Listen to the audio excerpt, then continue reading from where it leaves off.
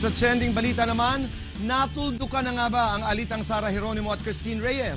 Ito ang palaisipan ngayon matapos ilahad ni Christine ang umano'y himutok niya kay Sara sa kanyang tell-all interview sa Yes Magazine.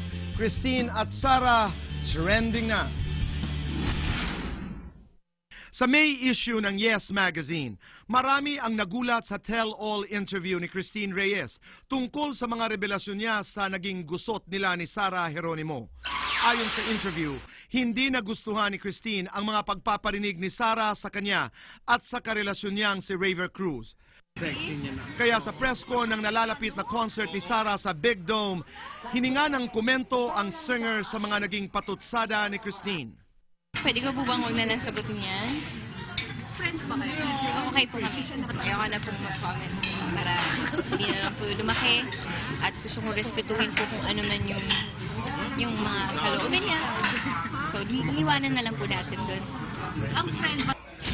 Ayon pa kay Sara, masaya na siya sa espesyal na pagkakaibigan nila ngayon ni Gerald Anderson. Basta yung gesture niya po na pupunta sa bahay para harapin yung mga magulang ko, yun yung importante po. Nakakataba po ng puso yung ganun.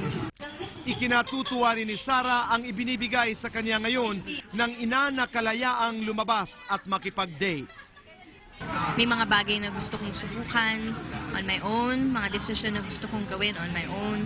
Halimbawa, lumabas with friends na minsan ako lang, ganyan.